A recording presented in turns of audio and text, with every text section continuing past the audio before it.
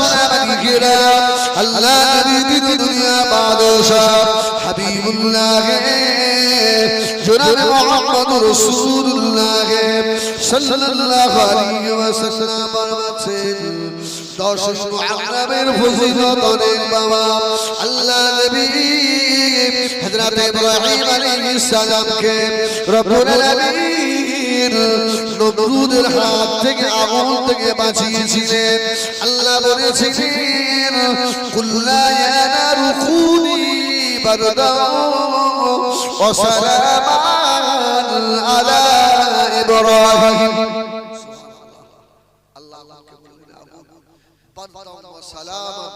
আমার ইব্রাহিমের জন্য শান্তিদায়ক ঠান্ডা হয়ে যায় আল্লাহ আগুন থেকে উদ্ধার করেছিলেন সেটা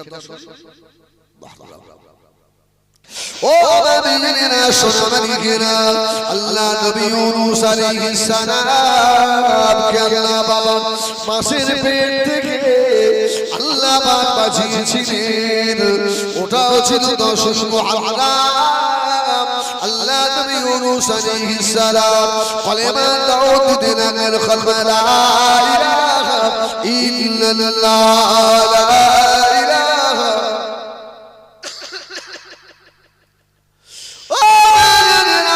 হযরত ইউনূস আলাইহিস সালামের কথা ইউনূস নবীর কওমের মানুষের মেনে নিল না আল্লাহ নবী ইউনূস আলাইহিস সালাম মনের কষ্টে দেশ ত্যাগ করে চলে যাচ্ছিলেন নদী পার হচ্ছিলেন নৌকা যোগে তাই নৌকাটা নদীর মাঝ বরাবর গেছে ঘুরছে আর ঘুরতে যায় কি খবর নৌকার মাঝি বলছে মুরিবের অবাধ্য কোনো গোলাম উঠেছে কে মুরিবের অবাধ্য গোলাম আল্লাহ নবী ইউনূস আলাইহিস সালাম বললেন আমি তো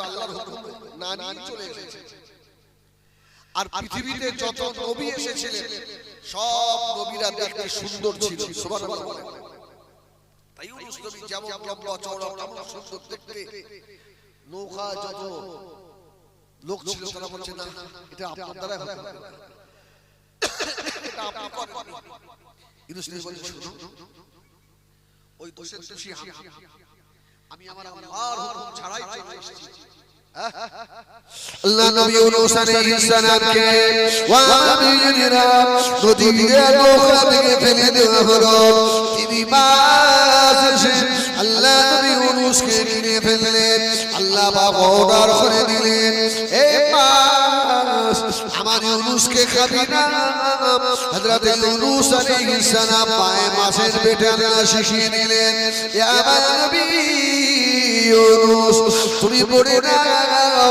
লা ইলাহা ইল্লা আনতা সুবহানাকা ইন্নী কুনতু মিনাজ জালিমিন ফাস্তাজাবনা লাহু ওয়া নাজাইনাহু মিনাল গামমি ওয়া কাযালিকা নুনজিল মুমিনিন সুবহানাল্লাহ ইউনূস আলাইহিস সালাম মাছের পেটে এই মাছ কার হুকুম মানে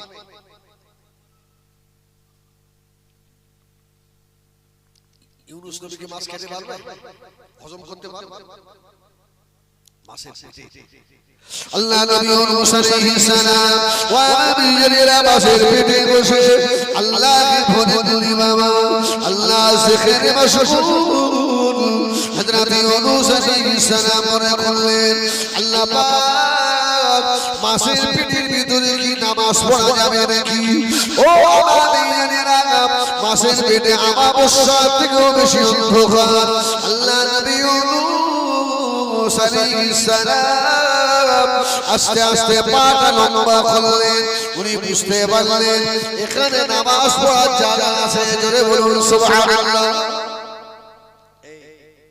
আজকে যে আহলে বায়াতের স্মরণে ইসলামের সওয়াব হচ্ছে এটা কি বেনামাজিদের জন্য কিছু বলে না আরে মুহররমটা কেন আমি আস্তে আস্তে আসছি শুধু নামাজের কথা এলো বলে বলিনি ম্যাক্সিমাম জলসা কমিটির ছেলেরা বেনামাজি ঠিক না ভুল একদম ঠিক 90% বেনামাজি ও জানেরা, ও মুরব্বিয়ানেরা, ছেলেরা, কান খাড়া করে শোনো। আল্লাহ নবী ইউনূস আলাইহিস সালাম মাছের পেটের ভিতরে পাটা লম্বা করে দিলেন। আল্লাহ নবী ইউনূস আল্লাহ পাককে মাছের পেটের ভিতরে সাজদা করেছে। জোরে বলুন সুবহানাল্লাহ। কতদিন? 40 দিন। ইউনূস আলাইহিস সালামের গায়ে চামড়াগুলো শিথিল হয়ে গেছে। হবে না? হবে না? মাছের পেটে শিথিল হয়ে গেছে। এই 10 মুহররম আশুরা মাছ উগরে দিয়ে গেল নদীর চরে। জোরে বলুন সুবহানাল্লাহ। এখন নদীর চরে তো আর গাছপালা নেই। চামড়া শিথিল হয়ে গেলে ওই চামড়ায় যদি রোদ্দুরের কঠিন তাপ পড়ে জ্বালা হবে না? জ্বালা হবে না? আল্লাহ পাক নবীকে হেফাজত করলেন। আল্লাহ পাক হযরত জিবরাইলকে দিয়ে ওই নদীর চরে লাউয়ের দানা ফেলে দিলেন। সুবহানাল্লাহ।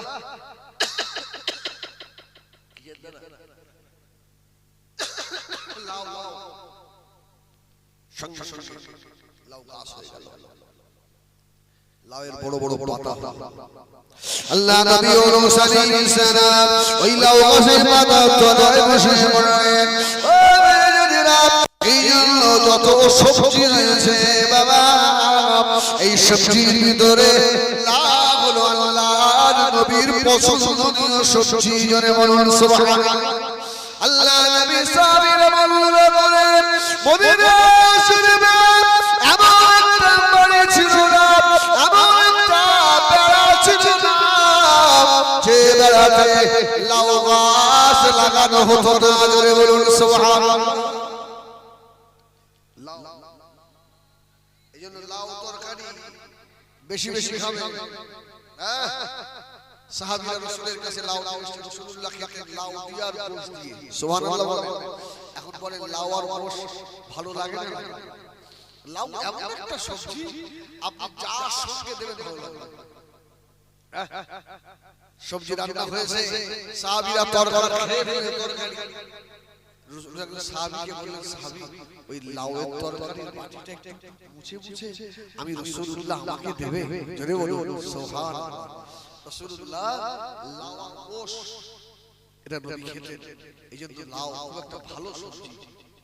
বিজ্ঞানীরা বলেছে এই লাউয়ের মধ্যে 70টা রোগের ওষুধ আছে। জোরে বলুন সুবহানাল্লাহ। আমার ভাইয়েরা সরকারি ঘিরা আল্লাহ নবী ইউনূস আলাইহিস সালাম ওই লাউ গাছের তলায় আশ্রয় নিয়েছিলেন বাবা। এই 10 মুহররম আল্লাহ পাক হেফাজত করলেন। ও হযরত নূহ আলাইহিস সালামের খ্রিস্টিয়ান নাম এই দিনে পাপ পেতে দিয়েছিলেন। হযরত ঈসা আলাইহিস সালামকে এই দিনে আল্লাহ উঠিয়ে নিয়েছিলেন। ও সোনার মালিকেরা, এই মুহররম মাসের অনেক ফজিলত রয়েছে বাবা। তার ভিতরে যেটা আমাদের কাছে স্মরণীয়, হযরত ইমাম হুসাইন।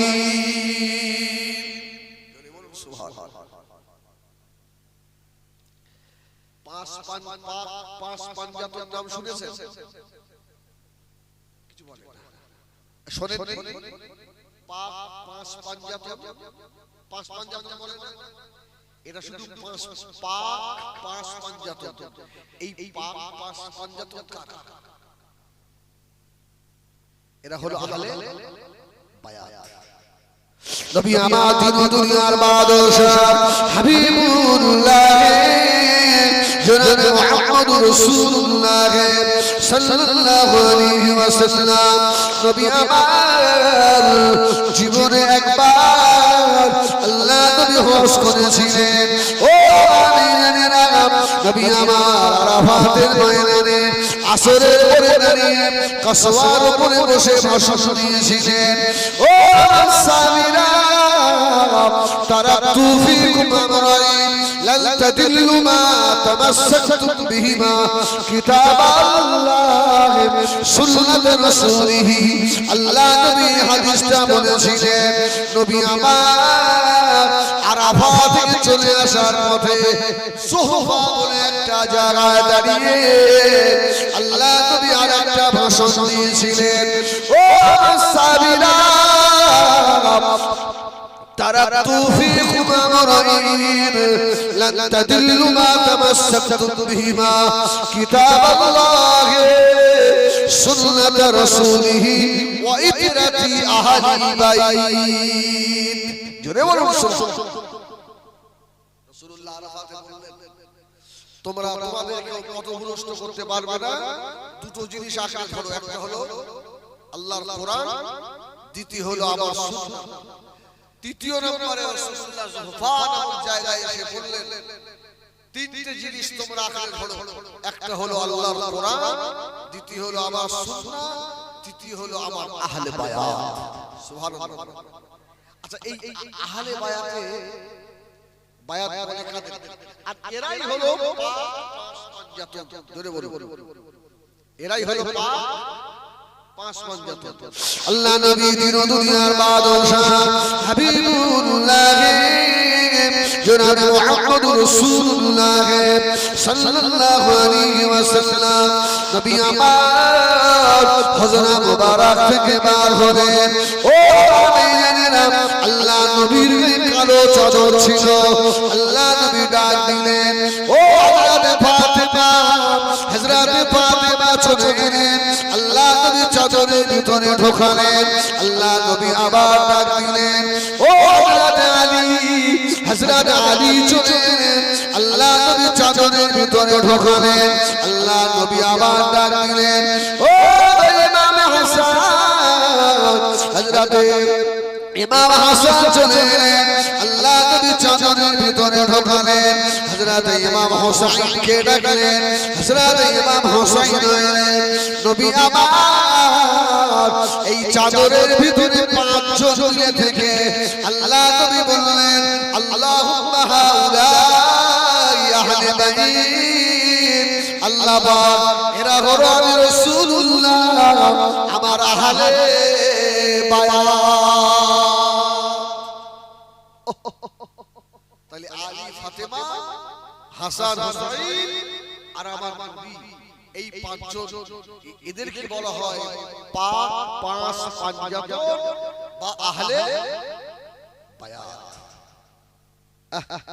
এদের শানে আল্লাহ পাক কোরআন শরীফে বললেন, ওয়ায়ুতাহহিরাকুম তাতহীরা, এরা পাক পবিত্র। জোরে বলুন সুবহান। এজন্য আল্লাহ নবী বারবারছেন, ও সাহাবীরা বাবা শুনে রাখো, আমি রাসূলুল্লাহ বললাম, যারা আমার ইমাম হাসান ইমাম হোসেনকে কষ্ট দেয় তারা জানো আমি রাসূলুল্লাহ আমাকে কষ্ট দিল। ও বাবারা, ইমাম হাসান হোসেনকে নবী আমার এত মুহাব্বত করতেন, আল্লাহ নবী এত প্যার করতেন, হযরত ইমাম হাসান হোসেন আল্লাহর নবীর বড় মুহাব্বতের বড় আদরের ছিলেন। এই বাচ্চা দুটো দুনিয়ায় আসার আগে আল্লাহ পাক এদের নাম আল্লাহ লিপিবদ্ধ করে রেখেছিলেন। জোরে বলুন সুবহানাল্লাহ। দুনিয়ায় আসার আগে এদের নাম ছিল। আরে রাসূল তো মক্কা থেকে মেরাজ করেছেন, ঠিক তো নাকি? রাসূলুল্লাহ মেরাজে গিয়ে সিদরাতুল মুনতাহা রাসূলুল্লাহ একটা গাছ দেখলেন, ওই গাছের ভিতরে দুটো পাতা দেখলেন যে একদম সোনালী কালারের, আর ওই দুটো পাতায় দুটো নাম লেখা আছে, একটা হলো ইমাম হাসান আর একটা হলো হোসাইন। জোরে বলুন সুবহানাল্লাহ। একটা পাতা হাসান আর একটা হোসাইন। রাসূলুল্লাহ জিজ্ঞেস করলেন, ভাই আখি জিবরিল এই নাম দুটো কাকে? রাসূলুল্লাহ, এটা হচ্ছে আপনার ফাতেমা, দুটো বেটা দুনিয়ায় আসবে, এর আগে হাসান হুসাইনের নাম দুনিয়ায় ছিল না। জোরে বলুন সুবহানাল্লাহ। আরে রাসূল তো মক্কা থেকে হিজরত করেছেন, আবার মেরাজ করেছেন, আবার ফাতেমার বিয়ে হয়েছে তো মক্কায়, মক্কায় বিয়ে হয়েছে মদিনায়।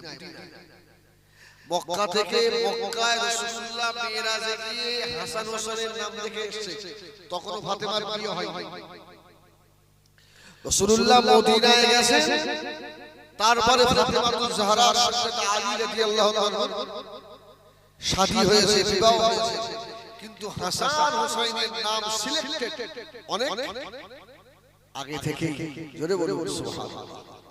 আমার ভাইয়েরা সোনাবাড়িরা, নবী আমার তিন দুনিয়ার বাদশাহ হাবিবুল্লাহ জনাব মুহাম্মদুর রাসূলুল্লাহ সাল্লাল্লাহু আলাইহি ওয়াসাল্লাম, নবী আমার ফরমাচ্ছেন আমার হাসান হুসাইন হলো আমি রাসূলুল্লাহর শরীরের এক টুকরো গোশত। ও ভাইয়েরা, এক তারিখে মদিনা মসজিদে নববী শরীফে আল্লাহ নবী বসা রয়েছে, হযরতে আবু বকর রয়েছে। খবর হয়ে গেল ইয়া রাসূলুল্লাহ ইয়া হাবিবাল্লাহ, হযরত ইমাম হাসান ইমাম হুসাইন এই দুই ভাইকে খুঁজে পাওয়া যায় না।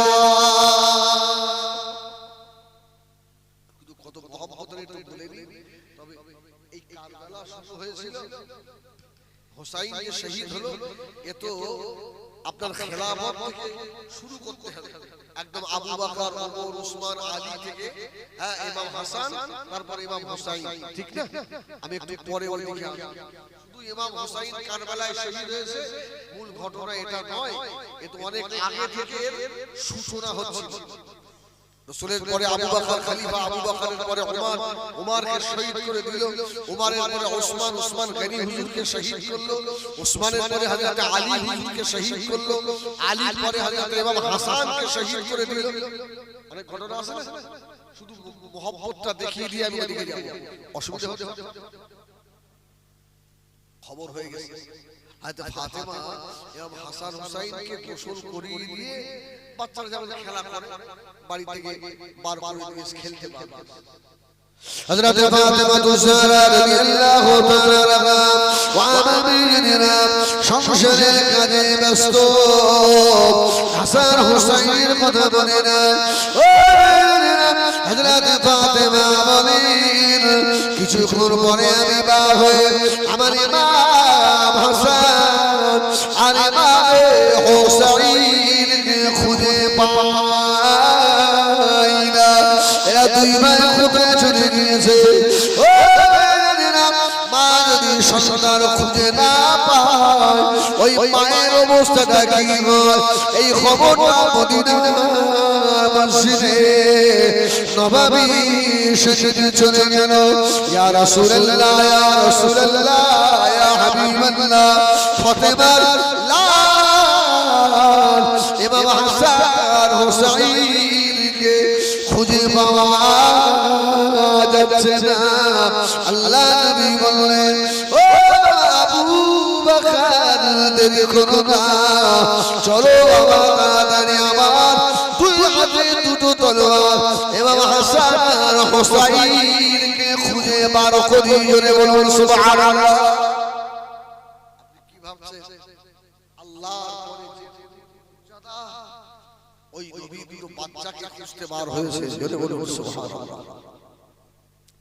আল্লাহ নবী খুঁজতে লাগলেন বহু দূরে, আল্লাহ নবী নজর পড়ে গিয়েছে হযরত ইমাম হাসান আর হুসাইন বাচ্চা ছেলে খেলা করতে করতে দুই ভাই ঘুমিয়ে পড়েছে, গলা জড়াজড়ি করে ধুলার উপরে। আল্লাহ নবী নজর পড়ে গিয়েছে, ও আবু বকর, বাবা আবু বকর চলো বাবা, সেই জন্য আমার ইমাম হাসান আমার ইমাম হুসাইন ছুটে ছুটে গিয়ে দেখে দুই ভাই শুয়ে রয়েছে। হযরত আবু বকর দেখে বললেন, ইয়া রাসূলুল্লাহ, ইয়া হাবিবাল্লাহ, চাঁদের মতো চেহারা, জান্নাতীদের সরদার সাইয়্যিদা শাবাবে আহলুল জান্নাহ, এদের গায়ের উপরে সূর্যের তাপ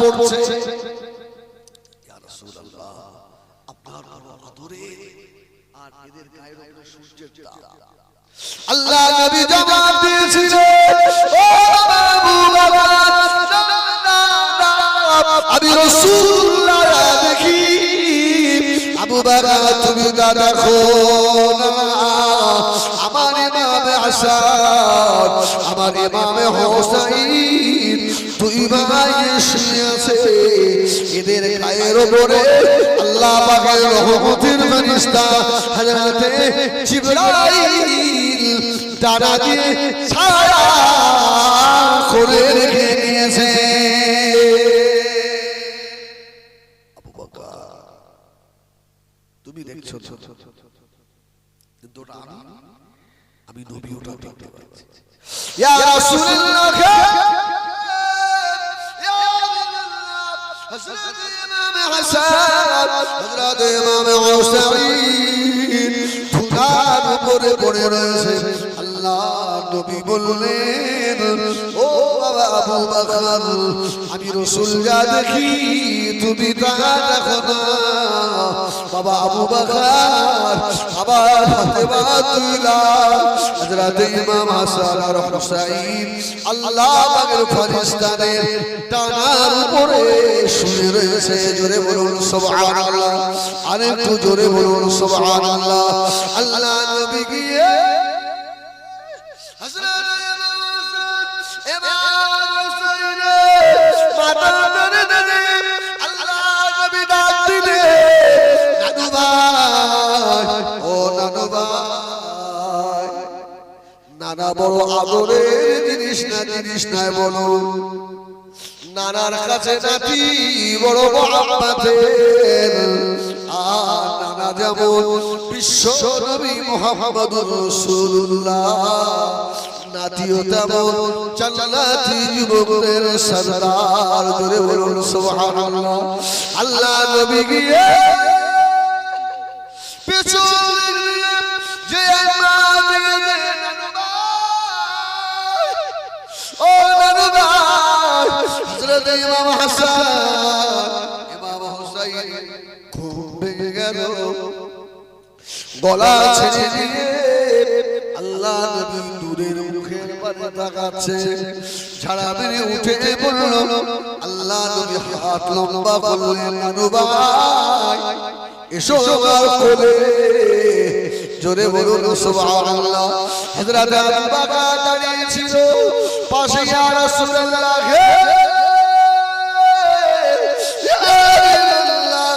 জীবনের বড় আশা একবার ইমাম হাসান আর ইমাম হোসেনকে একবার কোলে নেব। ইয়া রাসূলুল্লাহ, আমি আবু বকরের জীবনের বড় আশা ইমাম হাসান ইমাম হোসেনকে একবার কোলে নেব।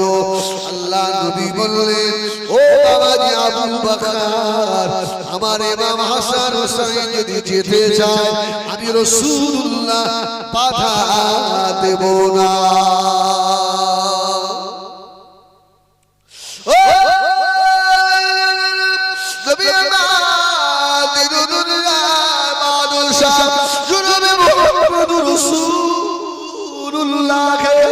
সাল্লাল্লাহু আলাইহি সাল্লামের কোল দিয়ে ইমাম হাসান হোসেন হযরত আবু বকরের কোলে উঠলেন না।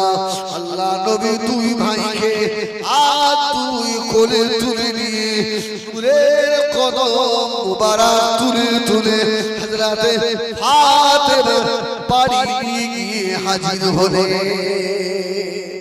জোরে বলুন না সুবহানাল্লাহ।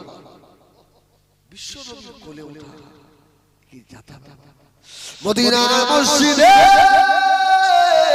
নববী শরীফে আল্লাহ নবী জুমার খুতবা দিচ্ছেন। ও ভাইয়েরা, খুতবার সময় কথা বলা চলে নাকি?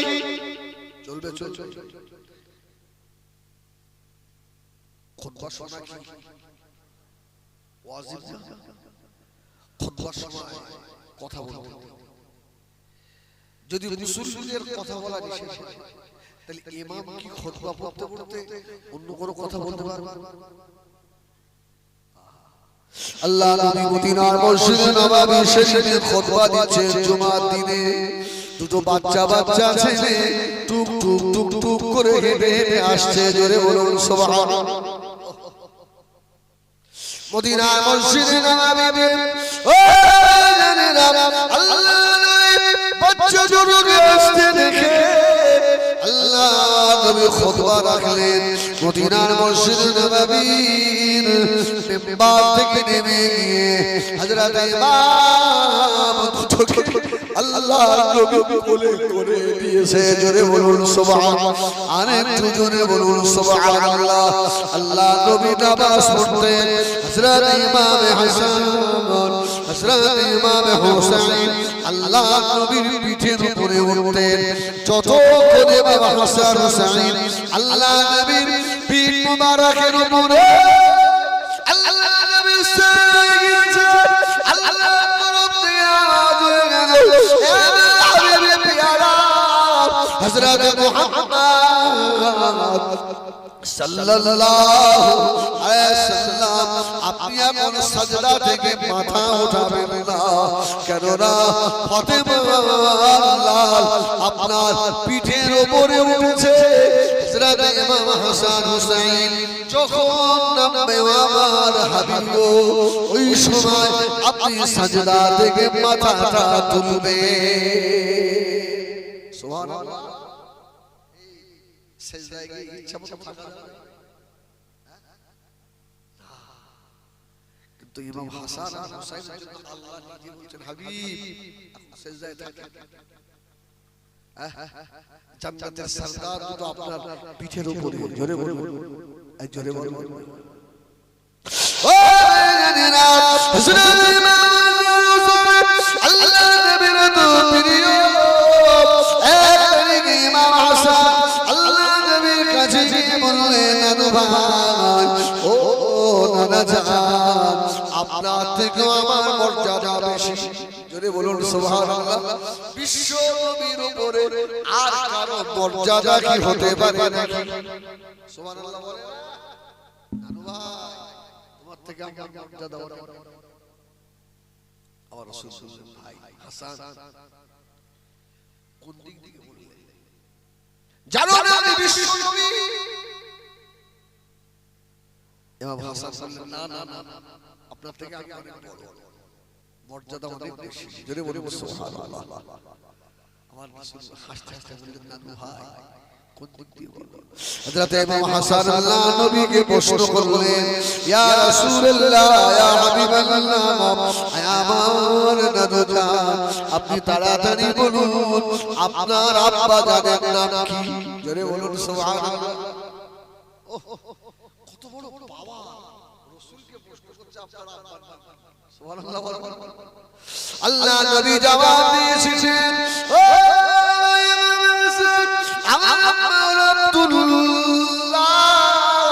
হযরত ইমাম হাসান বললেন, ও নানু ভাই, আব্দুল্লাহকে কে চেনে? সুবহানাল্লাহ বলেন, আব্দুল্লাহকে কে চেনে? আব্দুল্লাহ তো শুধু আব্দুল্লাহ, আর আমার আব্বাকে আপনি কি চেনেন? জোরে বলুন।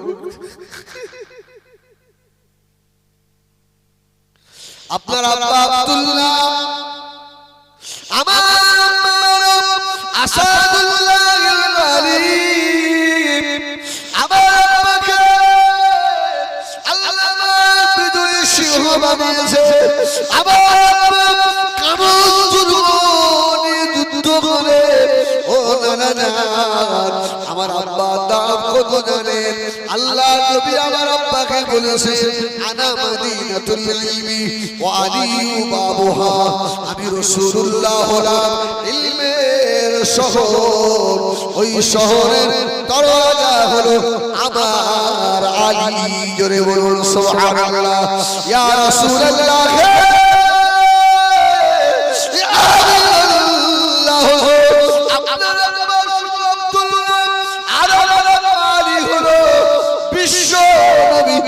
জনাবে মুহাম্মদুর রাসূলুল্লাহ সাল্লাল্লাহু আলাইহি ওয়াসাল্লামের সাহাবী জোরে বলুন সুবহানাল্লাহ। আল্লাহর নবী দূরে দুটো চোখে পানি এসেছে, আল্লাহর নবী আর আনন্দের কান্না হাসছে, জোরে বলুন সুবহানাল্লাহ। ভাই বলে আপনার আব্বা আমার আব্বা, হ্যাঁ আপনার আব্বা শ্বশুর আমার আব্বা কত লাভ, সুবহানাল্লাহ। ওয়া রাসূলুল্লাহ নানু ভাই ভালো ভালো ভাই, নানু ভাই আপনার ভাই আল্লাহ নবী বললেন ভাই ইমাম হাসান আমার আম্মা জানের নাম হলো হযরত আমিনা। আল্লাহ নবীর কলিজার টুকরা ইমাম হাসান বললেন ও নানু ভাই আমিনাকে কজন ছেলে আপনি কি আমার আম্মা জানকে এসেছেন? আমার আম্মা জানের আব্বা হলো বিশ্ব নবী মুহাম্মদুর রাসূলুল্লাহ, জোরে বলুন সুবহানাল্লাহ। ও আমার আম্মা জানকে আল্লাহ রাব্বুল আলামিন হাবিব বলেছেন সাইয়্যিদাতুল নিসাইল জান্নাত, জান্নাতে যত রমণী হবে সমস্ত রমণীদের সরদারিনী আল্লাহ আমার মাকে বানিয়েছে, জোরে বলুন সুবহানাল্লাহ। আল্লাহ নবী আবারও শুনছেন হযরত ইমাম হাসান বললেন নানু ভাই ও নানু ভাই আপনার থেকে আমার মর্যাদা অনেক বেশি, তাড়াতাড়ি বলুন নানু রে আপনার নানের নাম কি? সুবহানাল্লাহ এ আমার দৈবাকে নানির নাম কে জানে? আমরা তো বলি সাহেব বলে যাই যে দোস্তের নানির নাম আর নামটা বলে না, বাদ দেয় না। আর মুলশি বেশি হয়তো জান জান হযরত বারিয়া কি নাম? বারিয়া। দেবা হাসান বলছেন নানু আপনার নানির নাম আমার নানি বারিয়া, আর আমার নানি কে জানেন? জোরে বলুন আপনার নানি আর আমার নানি, আমি হাসান আমার নানি, আমার নানি হলে আম্মা জান মুসলিম উম্মাহাতুল মুমিনিন আম্মা জান হযরত খাদিজা, জোরে বলুন সুবহানাল্লাহ। ও আমার নানিকে আল্লাহ ভালোবাসে, আমার নানি আম্মাকে আমার আল্লাহ নিজে সালাম দেয়, জোরে বলুন সুবহানাল্লাহ। আমার নানুকে আমার নানি জানকে হযরত জিবরিল আমিন সালাম দেয়, আমার নানির কবরের সওয়ালের জবাব স্বয়ং আমার আল্লাহ নিজে দিয়ে দেয়। আপনার নানি আর আমার ও জানেনা ও রব্বিয়া নেনা নবী আমার তিরুদুনিয়া বাদশ হযরত ইমাম হাসান হুসাইনের মুখে মনে রয়েছে। হযরত ইমাম হাসান বলেন নানু ভাই এবারে একটা ভাইটাল প্রশ্ন তাড়াতাড়ি বলুন আপনার নানার নাম কি? আল্লাহর নবী চটচট করে আমার ইমাম হাসান কি বলে ও তাড়াতাড়ি বলুন আপনার নানার নাম কি? আল্লাহ নবী বললেন আমার নানা হলেন আব্দুল ওয়াহাব সাহাবী।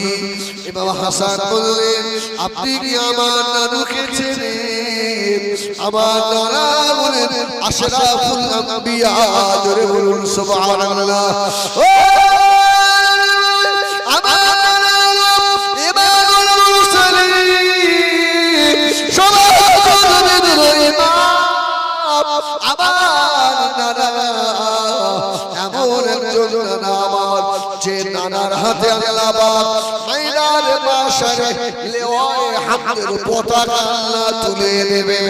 আমার নানা এমন নানা, আমার নানাকে আল্লাহ আটটা জান্নাতের মালিক করেছে। জোরে বলুন সুবহানাল্লাহ। আল্লাহ নবী শুনছে, আল্লাহ দূরে দূরে চোখ দিয়ে পানি তুষা পড়ে যায়। দাদু ভাই, আপনি আমার দাদাকে চেনেন, আমার দাদার সুপারিশ ব্যতীত কেউ আল্লাহ জান্নাতে যেতে পারবে না। আমার দাদাকে চেনেন, আমার দাদাকে আল্লাহ আরশে আজিমে তুলে দেখা করেছে। ও আব্দুল্লাহ বুজুরি কে তাকে চেনে? আর আমি হাসান, আমার নানার যে কত লাগাম। আল্লাহ নবী বাবা হাসান হোসেনকে বুকের সঙ্গে চেপে ধরে আল্লাহ নবী কেঁদে ফেলেছিলেন। ও ভাই ইমাম হাসান, ভাই ইমাম হোসেন, সত্যি আল্লাহ আমার থেকে তোমার মর্যাদা আল্লাহ বাড়িয়ে দিয়েছে।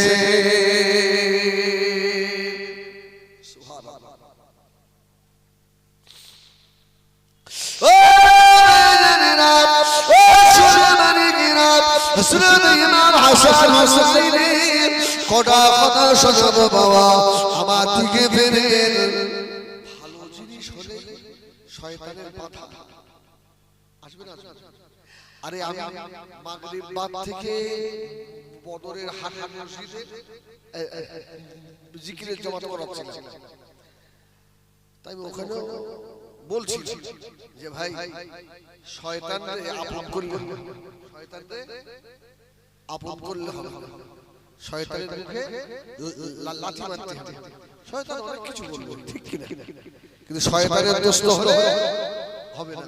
এখন একটু যদি ওখানে চিল্লা চিল্লি একটা মুসলিম দেখেন, আল্লাহ করে আমাদের প্রকাশ্য শত্রু তো ইবলিস, ও জাল থেকে আমাদের বাঁচতে হবে। আল্লাহ আমাদের হেফাজত করে। একবার দরুদ শরীফ আল্লাহুম্মা সাল্লি আলা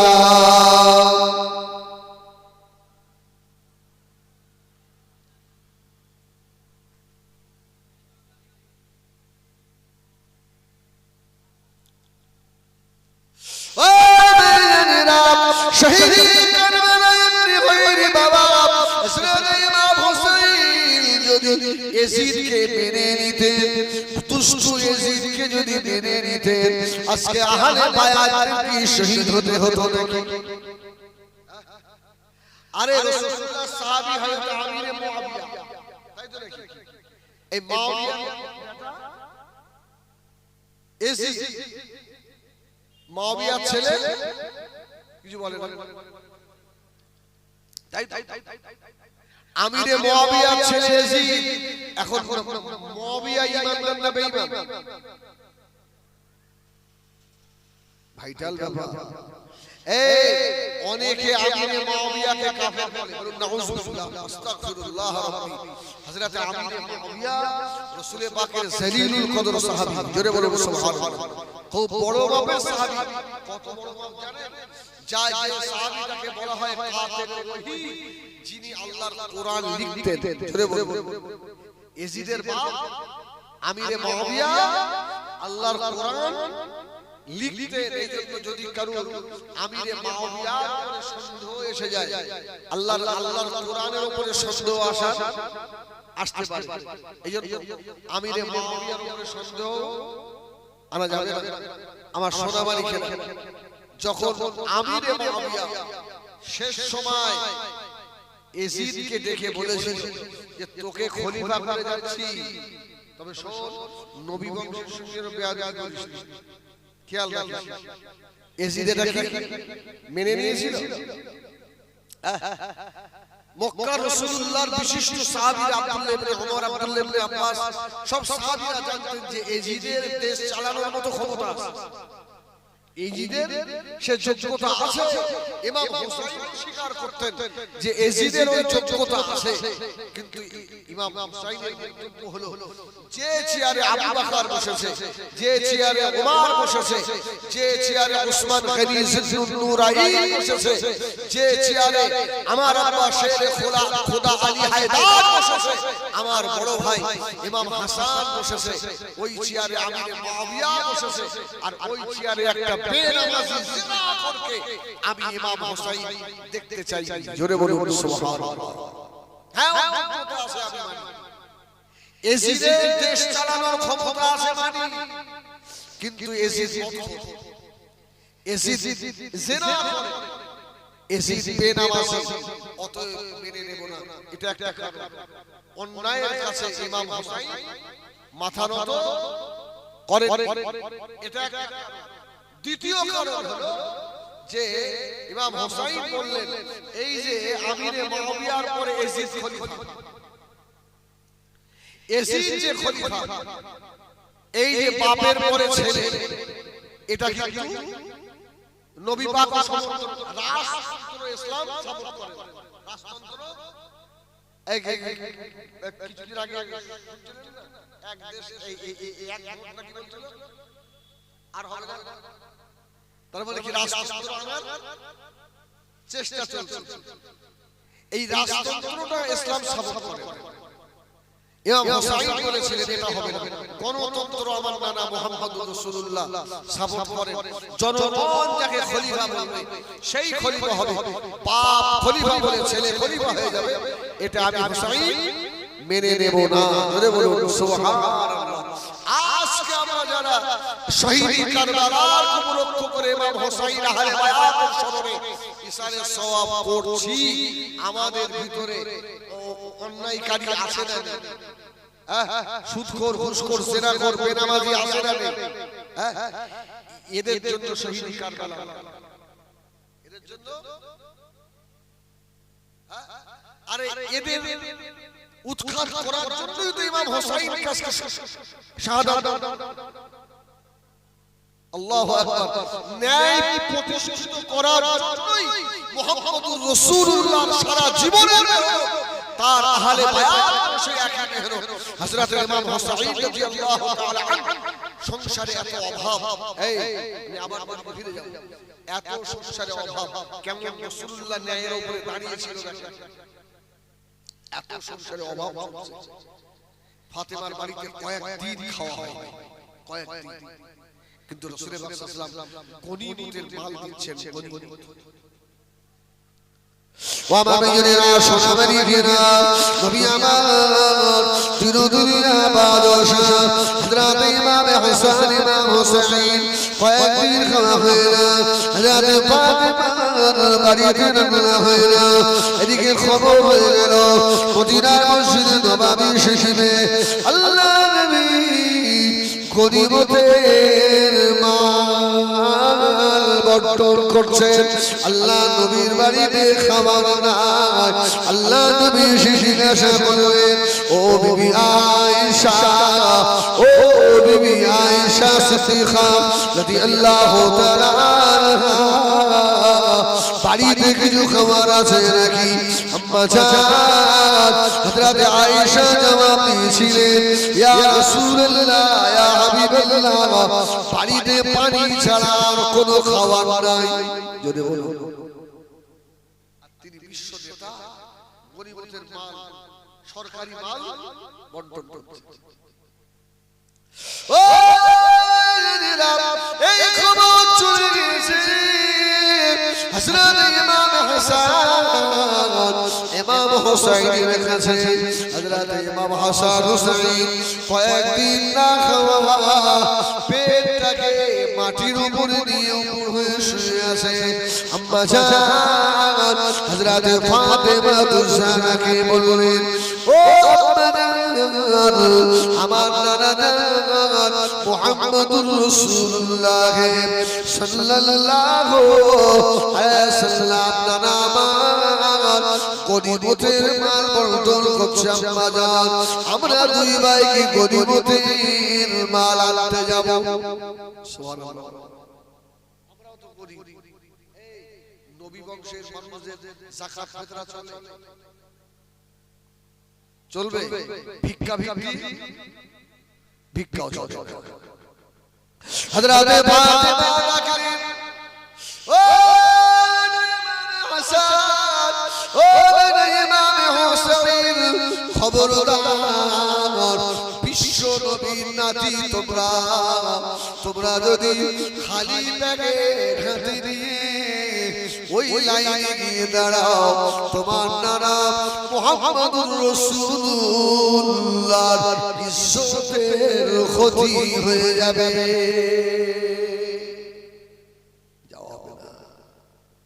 হযরত ফাতেমা বাধা দিলেন হযরত ইমাম হাসান হযরত ইমাম হুসাইন ও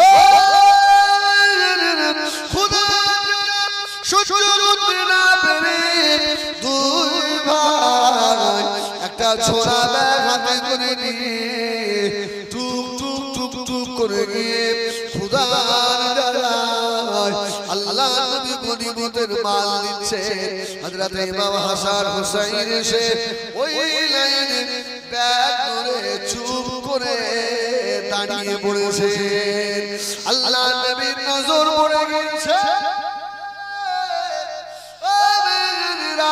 আল্লাহ নবী গনিমতের মাল দিতে দিতে একটু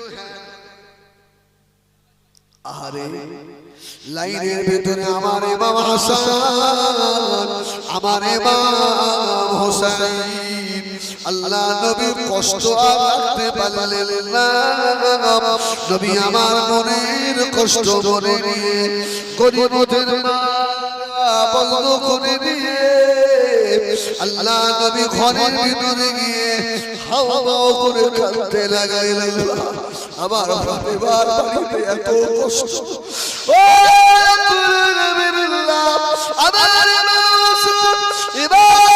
হুসাইন আমার হাতে দুটো তলোয়ার আজকে ভিক্ষা ছোড়া নিয়ে আমি রাসূলুল্লাহ আমার দরবারে এসেছে আল্লাহ আমি কি করে গনিমতের মাল ওদেরকে দেব আল্লাহ নবীর নূরে দুটো চোখের পানিতে মুখ ভিজে যায় সুবহানাল্লাহ ইমাম হাসান হুসাইন মনে হচ্ছে আমাদের জানা তো মাল একটু বেশি দেবে না সুবহানাল্লাহ মাল একটু বেশি কি মেম্বারের ভাই হলে একটু সুবিধা বেশি পায় না এমএলএর ভাই এমপির ভাই ভাগনা হলে একটু সুবিধা বেশি পায় না ওরা মনে মনে করছে আমার নানা তো বেশি দেবে আর রাসূলুল্লাহ খুব কান্নাকাটির পরে আস্তে আস্তে এসে আবার নবী সাল্লাল্লাহু আলাইহি ওয়াসাল্লাম গনিমতের মাল আবার বন্টন করছে সিরিয়াল বাই সিরিয়াল এসে গেল হযরত ইমাম হাসান হযরত ইমাম হুসাইন আল্লাহ নবীর সম্মুখে এসে চোখ দুটো ছলছল করে হাওয়া করে কেড়ে ব্যাগটা এভাবে ধরেছে নানুবাদ ও নানুবাদ কয়েকদিন আম্মাজান হযরত ফাতেমা আমাদেরকে খেতে দেন না আর খোদার জ্বালা সহ্য করতে পারছি না ও নানুভাই এসেছি গনিমতের মাল যদি দেন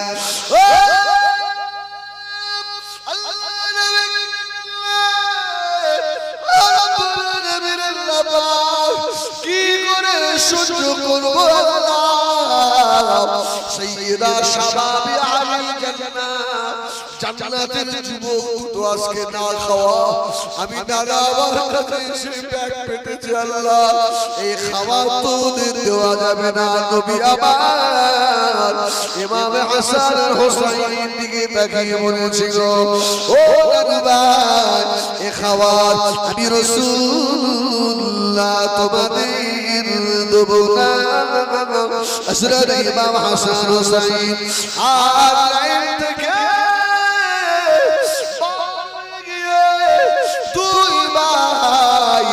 গলা জড়িয়ে ধরে ইমাম হাসান হুসাইনের গলা ধরেছে, হুসাইন ইমাম হাসানের গলা ধরেছে। ইমাম হাসান বলছে, ও ছোট ভাই ইমাম হুসাইন, আর কোনদিন নানার কাছে আর আসবো না।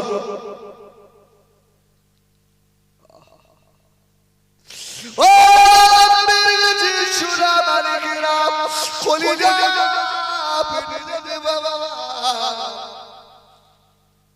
ছোট ভাই ইমাম হাসানকে বলছে, বড় ভাই ইমাম হাসান রে, আরো কোনদিন নানার বাড়ি বেড়ালাম না।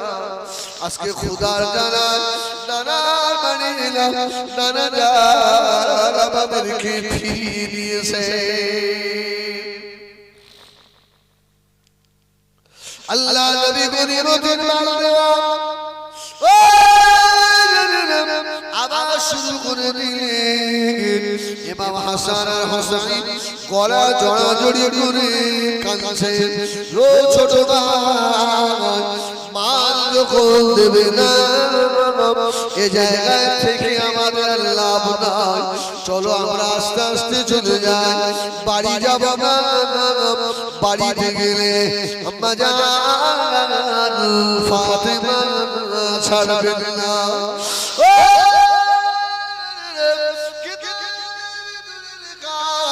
দুই ভাই যাচ্ছেন, ক্ষমতা পায়ে পায়ে জড়িয়ে যাচ্ছে বাবা। হযরত ইমাম হাসান, হযরত ইমাম হুসাইন আল্লাহ নবীর নামাজ থেকে টুক টুক করে ছুটে ছুটে এসে হযরত বুঝে ফাতেমা রাদিয়াল্লাহু তাআলা ঘরের দরজায় শিশা দিচ্ছেন। আম্মা জান, ও আম্মা জান, হযরত ফাতেমা না ঘরের ভিতরে পড়ে রয়েছে বাবা। হযরত ফাতেমা খাতুন জান্নাত অনেক দরজা খুলে দিলেন, দরজা খুলে দিলেন। দুই ভাই এসে হযরত ফাতেমাকে জড়িয়ে ধরেছে। আম্মা জান, আপনি বারণ করেছিলেন, আপনি নিষেধ করেছিলেন, তথাপিও আমরা গিয়েছিলাম আমার নানা জানের বাড়িতে। নানা জান আমাদের মালা দিয়ে তাড়িয়ে দিয়েছে। আল্লাহু আকবার। ফাতেমাতুজ জাহরা রেগে গেলেন, তোদেরকে নিষেধ করলাম, তোর নানা বিশ্ব নবী আর তোরা তার নাতি হয়ে গিয়ে হাত পেতেছিস। মান সম্মান থাকে, ইজ্জত থাকে। হযরত ইমাম হাসান আর হুসাইনকে ধরে হযরত খাতুন জান্নাত ফাতেমা বিনতে রাসূলুল্লাহ হযরত ইমাম হাসান হুসাইনকে খুব মারলেন, খুব প্রহার করলেন। ইমাম হাসান আর হুসাইন দুই ভাই গলা জড়াজড়ি করে বলল, ভাই নানার কাছে গেলাম, নানা মাল দিল না। আম্মা জানকে এসে বললাম, আম্মা জান আমাদেরকে মেরেছে, এই বাড়িতে আর আমরা থাকবো না, এই বাড়ি ছেড়ে আমরা চলে যাব।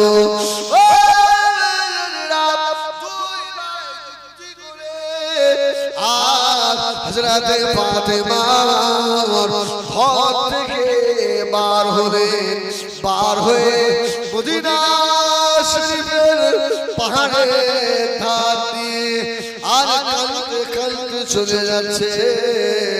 আজকে পাও দুঃখ বুঝলো না, নানা জানো দুঃখ বুঝলেন না। কাঁদতে কাঁদতে আর হাঁটার মতো আর চলার মতো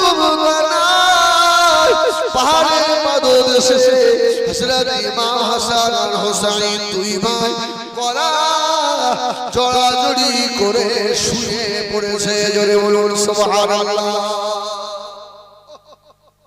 মাল গনিমতের মাল দেওয়া কমপ্লিট, কিন্তু রাসূলুল্লাহর মনটা তো হাসান হুসাইনের কাছে পড়ে আছে না। আমি শুধু হাসান হুসাইন রাসূলুল্লাহর কতটা মহব্বতের এই দিকটা শোনাচ্ছি।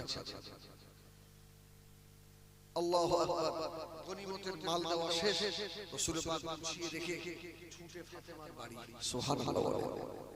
হযরত ফাতেমা বাড়িতে এসে আল্লাহ নবী দরজার কাছে দাঁড়িয়ে সালাম দিলেন, আসসালামু আলাইকুম ইয়া আহলাল বাইত। ও ফাতেমা বাড়ি আসো। হযরত ফাতেমা ঘরের ভিতরে কেঁদে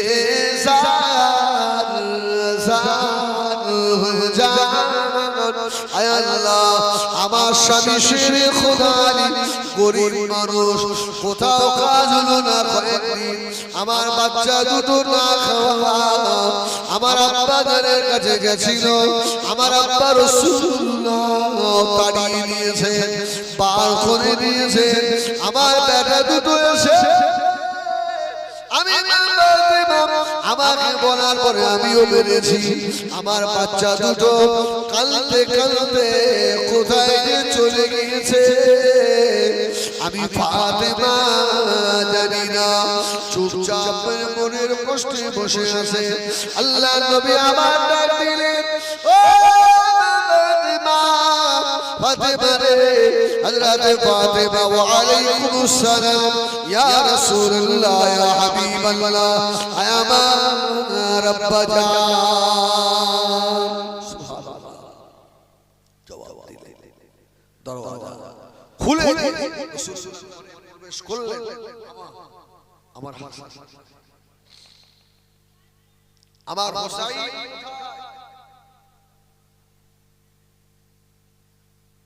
আমার হাসান হুসাইন কোথায়? হযরত ফাতেমা জাজ্জার করে কেঁদে ফেললেন, ইয়া রাসূলুল্লাহ ইয়া হাবিবাল্লাহ, আমার দুই বেটা আপনার কাছে গেছিল, আপনি তাড়িয়ে দিয়েছেন, আমি আমার কাছে এসে বলেছে, আমি ওদেরকে প্রহার করেছি, আমার আব্বা রাসূলুল্লাহর মাথা হেঁট হয়ে গেল।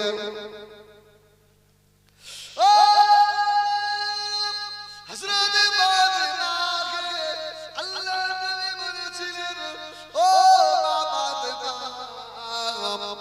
তুমি জানো না আমি রাসূলুল্লাহ বলেছি, যারা আমার ইমাম হাসান হুসাইনকে কষ্ট দেয় তারা যেন আমি রাসূলুল্লাহ আমাকে কষ্ট দিল।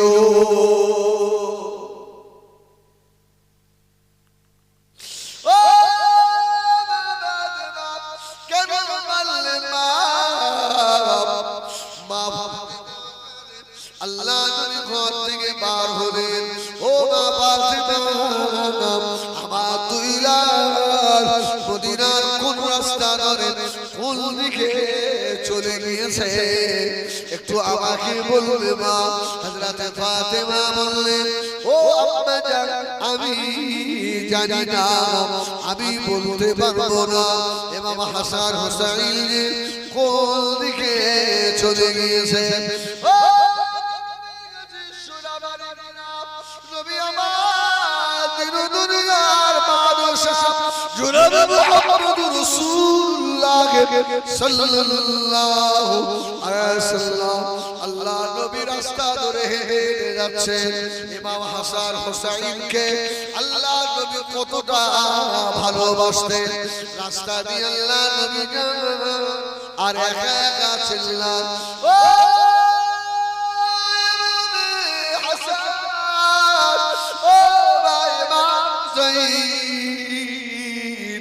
মনের কষ্টে কোথায় চলে গেলে ভাই? আল্লাহ নবী ইমাম হাসান আর ইমাম হুসাইনকে আল্লাহ নবী ডাকতে ডাকতে আগে চলে যাচ্ছেন।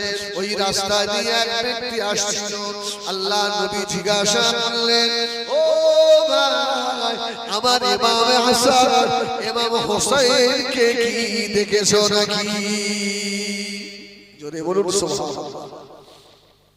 বলল আব্দুল্লাহর বেটা মুহাম্মদ সাল্লাল্লাহু আলাইহি ওয়াসাল্লাম, ইমাম হাসান হুসাইন তো চিনি না, বলতে পারবো না, তবে একটা কথা বলতে পারি, ওই পাহাড়ের পাদদেশে খাজুর গাছের তলায় দুটো ছেলে ধুলোর উপরে গলা জড়াজড়ি করে শুয়ে আছে, আমার রাসূলুল্লাহ করে কেঁদে ফেলে।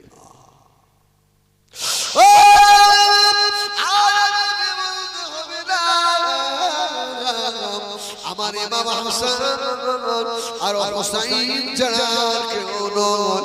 আল্লাহ নবী ছুটে ছুটে গিয়ে দেখে ওই খাজুর গাছে যে পাহাড়ের পাদদেশে দুই ভাই গলা জড়াজড়ি করে, এক ভাইয়ের জিহ্বা আর এক ভাইয়ের মুখের মধ্যে, এক ভাইয়ের ঠোঁট কোনো কেতাবে লিখেছে আর এক ভাইয়ের ঠোঁটের মধ্যে দিয়ে রেখেছে। বাবা আল্লাহ নবী দাঁড়িয়ে দাঁড়িয়ে অজর নয়নে সার সার হয়ে কাঁদতে লাগলেন। পিছন দিকে দাঁড়িয়ে নবী আমার শুধু একবার ডাক দিয়েছিলেন, নানু ভাই। যেই না ডাক দেওয়া হযরত ইমাম দুইজন টুকরে কেঁদে ফেলেছে। আর বলে ডাকবেন না, আপনার বাড়ি গিয়েছিলাম, খোদা তাআলা ফিরিয়ে দিয়েছিলেন, আর আপনার বলুন না মাকে এসে দুঃখের কথা বললাম। আমাদের মা খাতুনে জান্নাত বিনতে রাসূলুল্লাহ সাল্লাল্লাহু আলাইহি ওয়াসাল্লাম আমাদের মা মেরেছে নানু ভাই, আমাদের মা আমাদেরকে মেরেছে। আমার আল্লাহ রাসূলুল্লাহর ইজ্জতের ক্ষতি হয়েছে। কয়েকদিন আমাদের খেতে দেয় না, খোদার জ্বালা আপনার কাছে গেছিলাম, আপনিও তাড়িয়ে দিবেন। যাবো না নানু ভাই, যাবো না, এই গাছতলা পড়ে থাকবো। আল্লাহ নবী বলতে লাগলেন, ও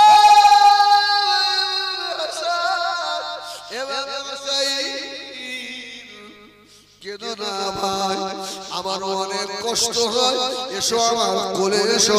আল্লাহ নবী ইমাম হাসান আর হুসাইনকে আল্লাহ নবী তুলে গায়ে ধুলা বালিগুলো ঝেড়ে দিয়ে ইমাম হুসাইনকে আল্লাহ নবী এক কোলে নিলেন। ইমাম হুসাইন বলে, ও নানু ভাই, পানির পিপাসায় কলিজাটা ফেটে যাচ্ছে। আল্লাহ নবী ইমাম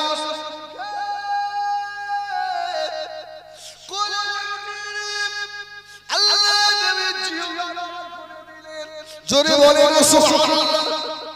বিশ্ব নবীর নূরের জিহ্বা, আল্লাহ নবীর নূরের জিহ্বাটা বার করে দিয়ে বললেন, ভাই ইমাম হাসান, ভাই ইমাম হুসাইন, যদি পানির বড় কষ্ট হয়, যদি পিপাসা লাগে, তোমার নানা মুহাম্মদুর রাসূলুল্লাহ সাল্লাল্লাহু আলাইহি ওয়াসাল্লামের জিহ্বাটা চুষে নাও।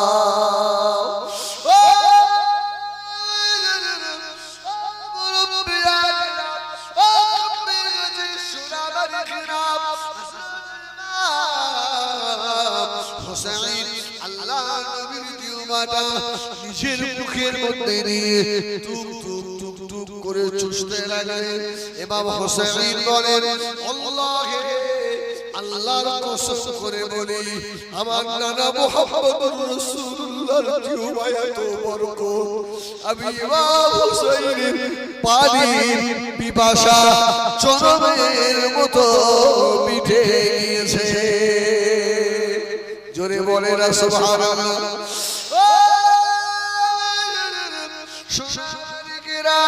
নবী আমাদের দুনিয়ার বাদশা জনাব মুহাম্মদুর রাসূলুল্লাহ সাল্লাল্লাহু আলাইহি ওয়াসাল্লাম ইমাম হাসানকে আল্লাহ নবী জিহ্বা চুষিয়েছিলেন। সুবহানাল্লাহ। তথাপি হক মেরেছে, এই হক মেরেছে। এত মহব্বতের তারা, তাও রাসূলুল্লাহ সাল্লাল্লাহু আলাইহি ওয়াসাল্লাম ওদেরকে গনিমতের মাল দিলেন। তোমাদের জন্য এটা নয়,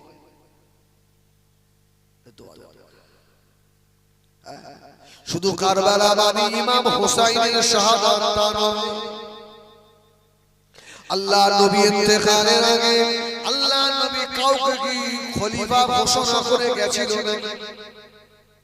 গিয়েছিল? তবে রাসূল ইঙ্গিত দিয়ে গেছেন। সুবহানাল্লাহ। রাসূলুল্লাহ জীবিত থাকায়, জীবিত অবস্থায় আবু বকর মদিনার মসজিদে ইমামতি করেছিল না করে? সুবহানাল্লাহ বলে। এই তো রাসূলের ইঙ্গিত যে আমার খলিফা কে হবে? আবু বকর। আরে এই ঝামেলা তো অনেক আগে থেকে। আরে সবটা করেছে কারা? মুসলমান ভাই। এরা মুনাফিক। কি মুসলমান? মুনাফিক। এই কাফেরের থেকেও মুনাফিক কারা? কাফের কি আর মুনাফিক তার থেকেও বেশি। কেন? রাসূলুল্লাহ ইন্তেকাল হয়েছে, রাসূলের লাশ কখনো দাফন হয়নি।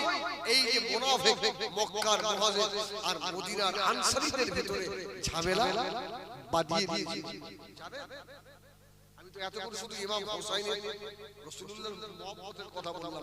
এবার মেন জায়গা ধরছি, যতদূর যাই যাবে। তারপর আমার ভাই, হ্যাঁ পিতাদা ভাই হাসান, উনি আমার ধর্মের আলহামদুলিল্লাহ। সত্যি আমি এখনো স্বীকার করছি, এতগুলো মিডিয়া রয়েছে, আমি কি বলছি আমার মাথায় কিছু নেই। আমার মনটা কিন্তু আজকে ওই দিকে তাজা ছেলে। এই দেখ, রাসূল পাক সাল্লাল্লাহু আলাইহি ওয়াসাল্লামের ইন্তেকাল হলো কিভাবে?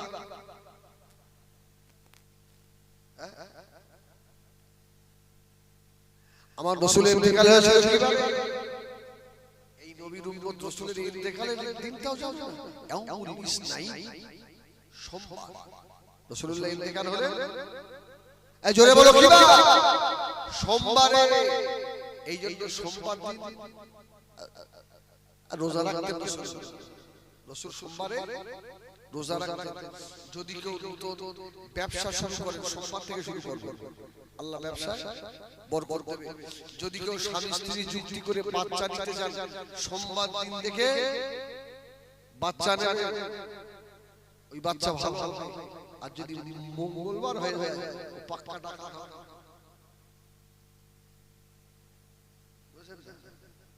অনেক কথা। রাসূল সোমবারে ইন্তেকাল হলেন, হুজুরের দাফন হচ্ছে বুধবার। আমার বাবাজি ঠিকই বলেছেন, রাসূলের দাফন হচ্ছে কিবার? বুধবার। এই যে রাসূলের পাকের ইন্তেকাল হলেন, সাহাবীরা তো অস্থির না? আবু বকর পাগল হয়ে যাচ্ছে, ওমর তলোয়ার নিয়ে, উসমান গনি মুবা হয়ে গেছে, আলী তো দাঁড়ায় পড়ে আর গোড়াগড়ি খাচ্ছে, ইয়া রাসূলুল্লাহ, ইয়া রাসূলুল্লাহ। মদিনার বাচ্চারা মায়ের স্তনে মুখ দেওয়া বন্ধ করে দিয়েছে। সুবহানাল্লাহ। মানে দুম্বাগুলো সব হাসে না, চোখ দিয়ে টপ করে পানি পড়ছে, আমার রাসূল দুনিয়ায় নেই। এই রকম একটা অবস্থায় মদিনার একজন মানুষ ছিল, নাম হলো আব্দুল্লাহ ইবনে উবাই ইবনে সুলুল। বাকায়দা দাড়ি, বাকায়দা টুপি, আমার নবী পাকের পিছনে নামাজ পড়তেন। এই নবীর পিছনে নামাজ পড়া মানুষ। একবার দরুদ শরীফ আল্লাহ।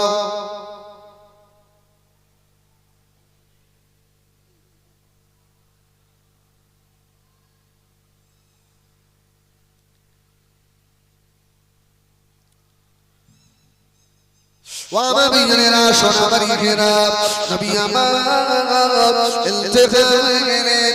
এই মদিনার মানুষ নাম হলো আব্দুল্লাহ ইবনে উবাই ইবনে সুলুল। মক্কাবাসীদের কাছে চলে গেল। মক্কার মানুষদের বলল, এ মক্কার মুহাজিরেরা, নবী আমার ইন্তেকাল হয়ে গিয়েছে। আল্লাহ নবীর উপরে তোমাদের হক বেশি, তোমরা কিন্তু খলিফা হবে। এই কেন বলছে তুমি? আরে নবী তো মক্কায় রাসূলের জন্ম, হ্যাঁ নবী দ্বীনের খাতিরে মক্কা থেকে মদিনায় গিয়েছে, তোমাদের হক বেশি নয়? রাসূল যখন ইন্তেকাল হয়ে গেছে তোমরা খলিফা হবে মক্কাবাসী, মক্কার লোকেরা বলে ঠিক ঠিক, নবী তো আমাদের দেশে নবী জন্ম নিয়েছেন, হ্যাঁ আমাদের দেশে কাবা ঘর, আমরা খলিফা হব। বদমাইশ ওখানে লাগিয়ে দিয়ে মদিনার যারা আনসারী এদের কাছে এসে বলছে এই তোমরা খলিফা হবে। চিন্তা করে এরকম মানুষ সমাজে আসে না, আসে না। এরা আব্দুল্লাহ ইবনে উবাই রাসূলের লাশ কখনো দাফন হয়নি, ও ওখানে গুল লাগিয়ে দিয়ে এখানে এসে বলছে এই মদিনার আনসারীরা তোমরা খলিফা হবে। কেন? আল্লাহ নবী মক্কা জন্ম নিয়েছে বটে, মক্কার মানুষেরা আল্লাহ নবীকে মক্কায় থাকতে দিল না, মক্কার মানুষেরা মেরে তাড়িয়ে দিয়েছে। আল্লাহর হুকুমে নবী আমার মদিনা চলে এসেছে। হে মদিনার আনসারীরা তোমরা আমার নবী সাহাবীদের এত সাহায্য করেছো, জমি জায়গা দিয়ে দিয়েছো, বিবি পর্যন্ত দিয়ে দিয়েছো, অতএব তোমরা হকদার, তোমরা খলিফা হবে। রাসূলুল্লাহ লাশ তখনও দাফন হয়নি, মক্কার মুহাজির আর মদিনার আনসারী দুই দল একেবারে যুদ্ধ হবে রেডি। কি বলছে? এটা শুধু এখন থেকে নয়, অনেক আগে থেকে দুই দল রেডি। কি খবর? একই হল আল্লাহ নবীর কোলে আছে সাহাবী হযরত আবু বকর সিদ্দিক রাদিয়াল্লাহু তাআলা আনহু। হযরত আবু বকর বলেছিলেন এ মক্কার মুহাজিরেরা, এই মদিনার আনসারীরা তোমরা আমার রাসূলুল্লাহকে কেমন ভালোবাসো, এখনো আমার নবী পাকের লাশ মুবারক দাফন হলো না, তোমরা এখনই খলিফার পদ নিয়ে ঝামেলা করছো বাবা। হযরত আবু বকর কথা বললেন, হযরত ওমর বলেছিল এই মক্কার মুহাজির আর মদিনার আনসারী তোমরা শুনে রাখো, আমি জানি আল্লাহ নবী হায়াতে জিন্দেগিতে ভাই আবু বকরকে আল্লাহ নবী মদিনার মসজিদে নববী শরীফে ইমামতির দায়িত্ব নিয়ে গিয়েছেন। আমি ওমর হযরত আবু বকরকে খলিফা বলে মেনে নিলাম। জোরে বলুন সুবহানাল্লাহ। মক্কার মুহাজির মদিনার আনসারী কিছু মেনে নিল। পরে খবর পাওয়া যাচ্ছে এই মদিনার আনসারীদের কাছে আর মক্কার মুহাজিরদের কাছে এই দাড়িওয়ালা টুপিওয়ালা দুঃখী শয়তান আব্দুল্লাহ ইবনে উবাই ইবনে সুলুল দুই জায়গায় গিয়ে দুই দিকের মানুষদের দুই রকম লাগিয়ে দিয়ে একটা যুদ্ধের জায়গা তো তৈরি করে। আমার ভাইয়েরা সোনা মানিকেরা হযরত আবু বকর খলিফা বলেন, হযরত আবু বকর সিদ্দিক রাদিয়াল্লাহু তাআলা আনহু 2 বছর কয়েক মাস খেলাফত চালালেন। হযরত আবু বকর ইন্তেকালের আগে হযরত আবু বকর খলিফা ঠিক করে গেছিল না যায়নি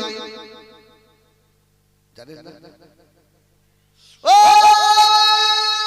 হযরত আবু বকর এর আগে দেখে বলেছিল ও ভাই হযরত ওমর, আমি আবু বকর চলে যাচ্ছি, আমার জায়গায় আমি তোমাকে খলিফা করে রেখে গেলাম। জোরে বলুন সুবহানাল্লাহ। হযরত ওমর শক্ত মানুষ না নরম মানুষ? এই শক্ত না নরম? এত শক্ত কিন্তু ওমরের ভিতরটা ছিল নরম। জোরে বলে সুবহানাল্লাহ। আচ্ছা তোমার বলেছিল ভাই আবু বকর যদি আমাকে দেশের খেলাফতের দায়িত্ব না দিয়ে যদি আপনি আমাকে মদিনার মসজিদে নববীর মুয়াজ্জিন করে দিতেন আমি উমর খুশি হতাম। জোরে বলুন সুবহানাল্লাহ। এটা উমরের কথা। আর আবু বকরের কথা হলো ভাই উমর জীবনে শান্তি পেয়েছে আজকে। জোরে বলুন সুবহানাল্লাহ। আবু বকর বলছে জীবনে আজকে শান্তি পেলাম যে আমি জীবন দশায় দেখে যেতে পেরেছি যে একটা ভালো মানুষকে আমি খেলাফতের আসনে বসিয়ে রেখে চলে যাচ্ছি। জোরে বলুন সুবহানাল্লাহ। দুইজন সাহাবীর কথা দুই ধরনের। ওমর বলছে খলিফা না হয়ে যদি মুয়াজ্জিন হতাম, আর আবু বকর বলছে তোর মতো ভালো মানুষকে দিয়ে আমি শান্তি পেয়েছি। জোরে বলুন সুবহানাল্লাহ সুবহানাল্লাহ। হযরত ওমর রাদিয়াল্লাহু তাআলা খলিফা। এখন উমর কি অন্যায় বরদাস্ত মেনে নেবে? আরে উমর কি শহীদ হলো? রাসূলের চারজন খলিফা আবু বকর, ওমর, ওসমান আর কে নাম বলো? এই চারজনের ভিতরে তিনজন শহীদ। শহীদ কজন? উমর শহীদ, উসমান শহীদ, আলী শহীদ। আবু বকর শহীদ নয়। আবু বকর শহীদ নয়। উমর এত হাদী মানুষ, অন্যায় কোনোদিন বরদাস্ত করতেন না। আরে রাস্তা দিয়ে একজন আসছে, তার হাতে মদের বোতল। কিসের বোতল? মদ। হয়তো ওমর দেখতে আর হযরত ওমরকে দেখে ওই মদের বোতলটা লুকাচ্ছে, কিন্তু আমিরুল মুমিনিনের চোখ দেখে ফেলেছে। এখন ওমরও আগিয়ে আসছে, ও আস্তে আস্তে আগিয়ে আসছে। মনে হচ্ছে খোদা ওমর যদি দেখে ফেলে দেয়, আর ওমর যদি বলে তো ব্যাগে কি আছে, আর যদি এটা আমার আল্লাহু আকবার। একদম ওমর ওই শরাবখোর সামনে সামনে হয়ে ওমর বলছে ব্যাগের মধ্যে কি এই কি খাচ্ছিস? বলছে হুজুর কিছু না, দুধ দুধ। সুবহানাল্লাহ বলে। ওর মনের ভিতরে মদখোরের মনের ভিতরে আল্লাহর ভয়, হযরত ওমরের ভয় এসে গিয়েছে। আল্লাহ দরবারে হাও হাও করে কাঁদছে, আর মনে মনে বলছে আল্লাহ ও রব্বুল আলামিন, হযরত ওমর যদি আমার মদের বোতল ভেঙে ফেলে দেয়, আমাকে শিরশ্ছেদ করে দেবে আল্লাহ। আল্লাহ আমি জীবনে আর মদ খাবো না আল্লাহ। আল্লাহ তুমি আমাকে ক্ষেত্রে বাঁচিয়ে দাও। ও আমার যে ওমর বলল তোর বোতলে কি, ওর মুক্তি বার হয়ে গেল, ওমর বদলই দুধ।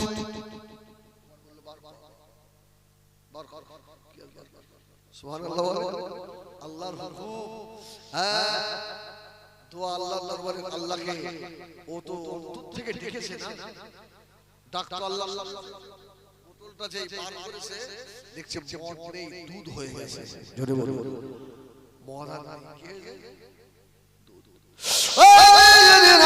ওই মদ হলো না ওমরের পা দুটো জড়িয়ে ধরেছে হুজুর, বেয়াদবি মাফ করুন, আজ জীবনে মদ খাবো না, আজ জীবনে শরাব খাবো না, আজ জীবনে গুনাহ করবো না। সব ঘটনা খুলে বলেন ও আমার মেয়েরা, হযরত ওমর এমন একজন মানুষ, হযরত ওমরের সিদ্ধান্তে আল্লাহর সিদ্ধান্ত হয়। সুবহানাল্লাহ। বহু ক্ষেত্রে উমর যে সিদ্ধান্ত নিয়েছে, আল্লাহ উমরের কথায় কোরআন শরীফের আয়াত নাযিল করে দিয়েছে। আমার উমর যা বলেছে আমি আল্লাহ আমার একমত। জোরে বলুন সুবহানাল্লাহ। হযরত ওমর ফারুক রাদিয়াল্লাহু তাআলা আনহু খলিফাতুল মুসলিমিন হয়ে গেলেন। হযরত ওমর অন্যায় কোনদিন বরদাস্ত করেন না, আর মুনাফিকেরা শয়তানেরা হযরত ওমরকে না দমালে তো ওদের কাজ হাসিল হয় না।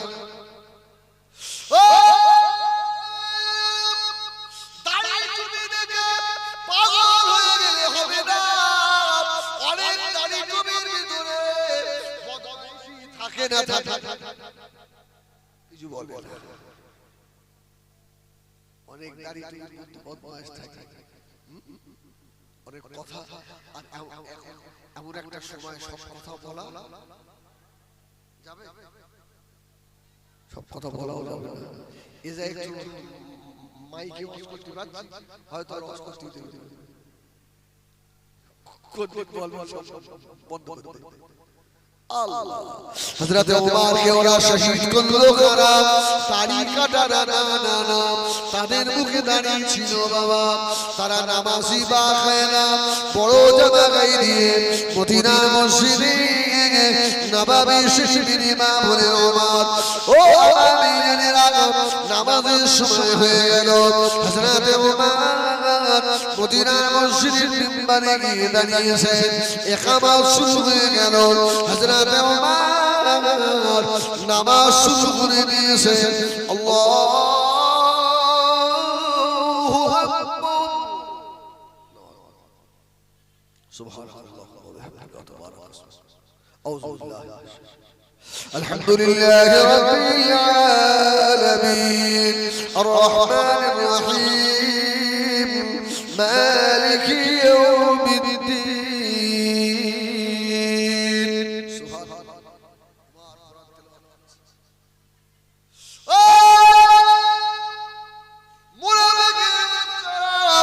আবু লুলু জামার ভিতরে, বড় জামার ভিতরে তলোয়ার লুকিয়ে নিয়ে হুজুর সূরা ফাতিহা পড়ছিলেন, পিছন দিয়ে আল্লাহর নবী সলিলুল কদর সাহাবী জান্নাতের 10 জন সার্টিফিকেট পাওয়া দ্বিতীয় নম্বরে ওমর, হযরত ওমর হুজুরের পেটের ভিতরে তলোয়ার ঢুকিয়ে দিল।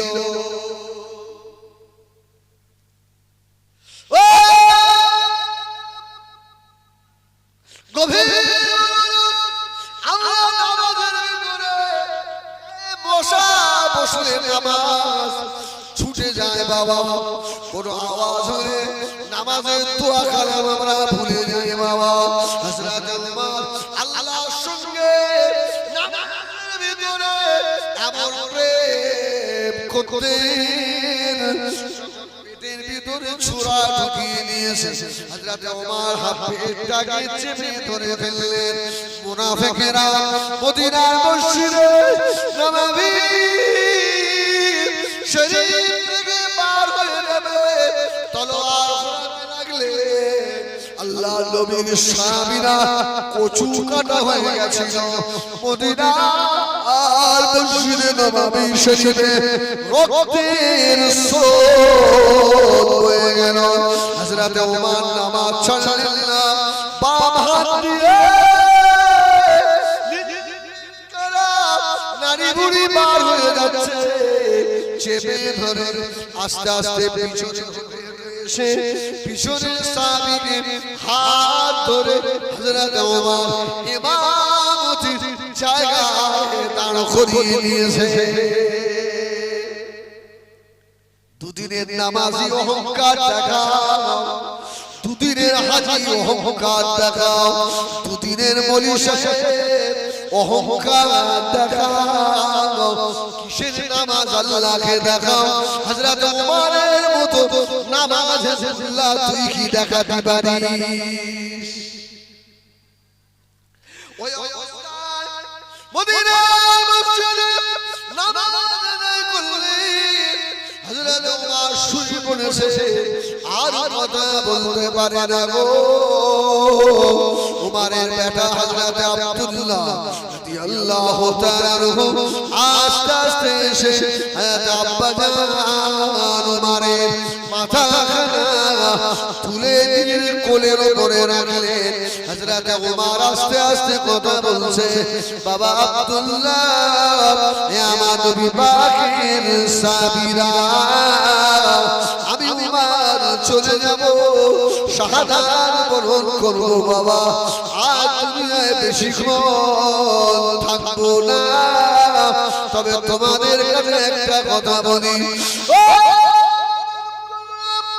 আল্লাহর নবীর সাহাবীরা, জীবনে আশা আম্মা জান হযরত আয়েশা সিদ্দিকা রাদিয়াল্লাহু তাআলা আনহার হুজরা শরীফে আল্লাহর নবী শুয়ে আছেন আল্লাহর নবীর পাশে হযরত আবু বকর শুয়ে রয়েছে আমি উমারের জীবনের বড় আশা আল্লাহ নবীর পাশে যদি আমার একটু শোয়া জায়গা হয়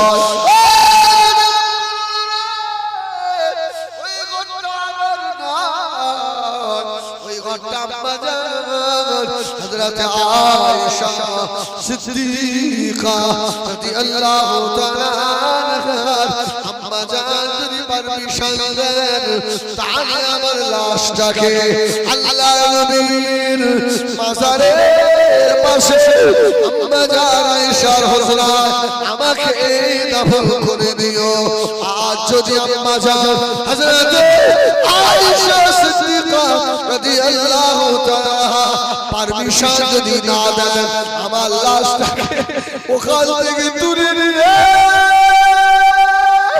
মদিনার সাজানোর কবরস্থান জান্নাতুল বাকিয়া ভিতরে আমার লাশটাকে দাফন করে দিও দেরি করো না বেটা আব্দুল্লাহ দেরি করো না তাড়াতাড়ি করো আল্লাহর নবীর পাক বিবি আমার আম্মা জান হযরত আয়েশা সিদ্দিকা রাদিয়াল্লাহু তাআলা আগে গিয়ে বলো যদি আমার লাশটা আল্লাহর নবীর পাশে আমাকে একটু শুতে দেন ও নবীর পালনেরা গভীর মনোযোগ হযরত আব্দুল্লাহ ছুটে ছুটে গিয়ে আম্মা জান হযরত আয়েশা সিদ্দিকা রাদিয়াল্লাহু তাআলা আনহা হুজরা শরীফে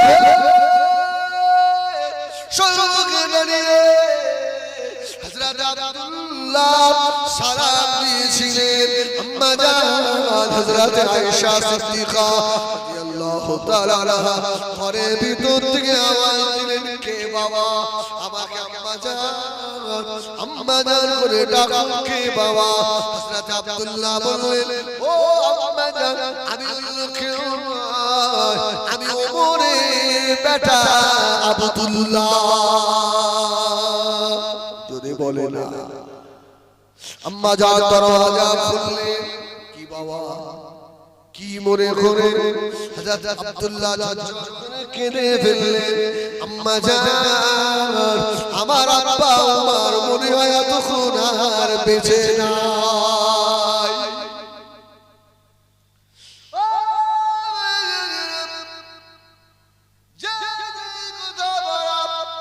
আম্মা জান হযরত আয়েশা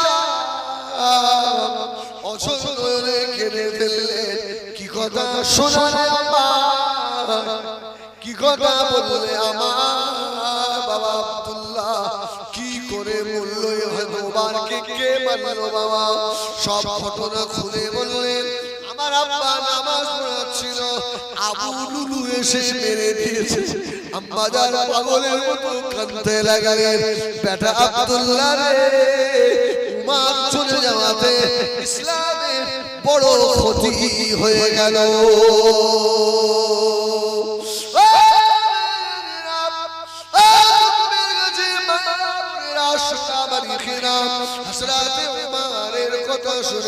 আব্দুল্লাহ বললেন আম্মা জান আমার আব্বা ওমর আপনার কাছে পাঠিয়েছে আমার আব্বা আম্মা বলে দিয়েছে তো আল্লাহর নবীর ঘর যে ঘরের নবী শুয়েছেন ওই ঘরটা আপনার ঘর যদি আপনি একটু পারমিশন দেন আমার আব্বার মনের বড় আশা আল্লাহর নবীর পাশে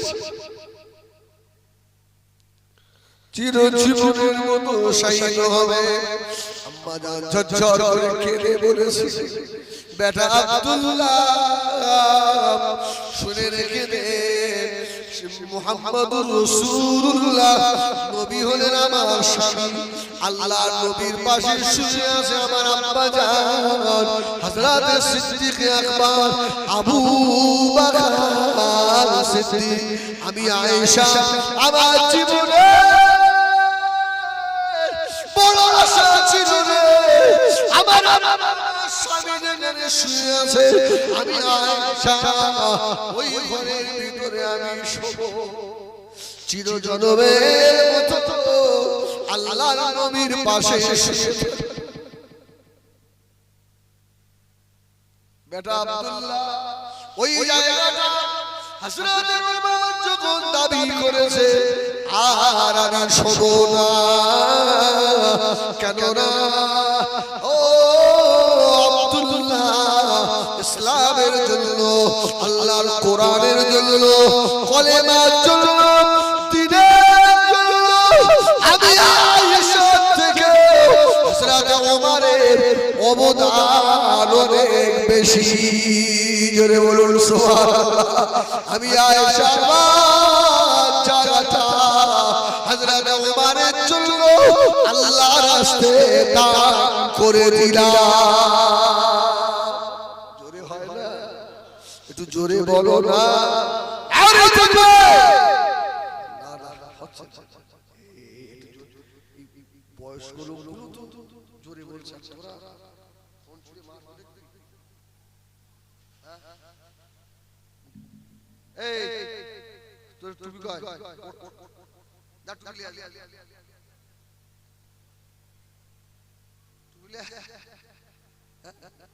আমি পাগল হই। এই শুনে হাওয়া উচিত আজকে তোদের জুনায়েদ ভাই আমাদের সকলের মাথার তাজ।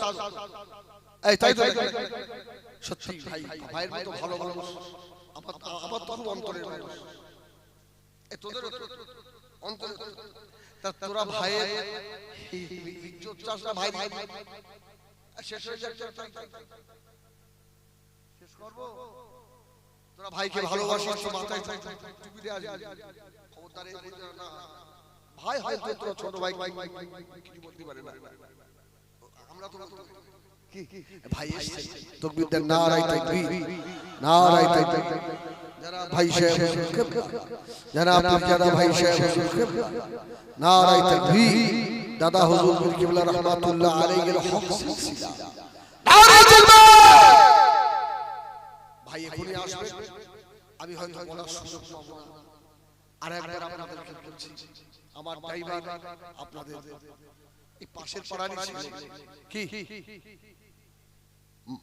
গত পরশু দিনে সবার কাছে আমার ড্রাইভার দোয়া চাই, আল্লাহ যেন তার কবরটাকে জান্নাতের টুকরা বানিয়ে দেন। বলেন আল্লাহুম্মা আমিন, বলেন আল্লাহুম্মা আমিন।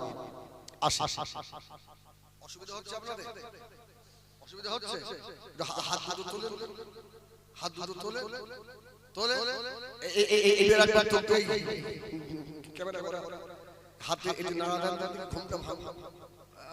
বাহ আলহামদুলিল্লাহ। এবার তাকবীর দেন, নারায়ে তাকবীর, নারায়ে তাকবীর, নারায়ে তাকবীর। হাত নামা, এই হাত দুটো সাক্ষী হলো আমরা আহলে বায়াতের মহব্বতে হাত তুলেছি। জোরে বলুন সুবহানাল্লাহ। তো বলবে আল্লাহ এরা আপনার আহলে বায়াতকে ভালোবাসে, আমি হাত সাক্ষী। জোরে বলুন আলহামদুলিল্লাহ। হযরত ওমর ফারুক রাদিয়াল্লাহু তাআলা আনহু হুজুরের বেটা হযরত আব্দুল্লাহ ছুটে ছুটে চলে এলেন। হযরত ওমর যখন শহীদ হবেন, হুজুরের চুলগুলো বড় বড় ছিল। হযরত ওমর, আচ্ছা ওমর জান্নাতি না জাহান্নামী? জোরে বলেন সুবহানাল্লাহ। হযরত ওমর জান্নাতের সার্টিফিকেট পাওয়া মানুষ। ওমর বলছে, বেটা আব্দুল্লাহ এই কথাটা শুধু মাথায় রাখেন, কদিনের নামাজি, কদিনের রোজাদার, কদিনের হাজী, কদিনের হুজুর, আমাদের মনে এত অহংকার।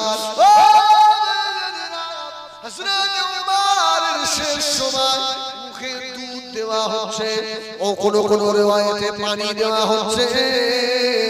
কালে দুইবার গড়িয়ে গড়িয়ে পড়ে যাচ্ছে। হযরত ওমর বললেন বাবা আমার মাথাটা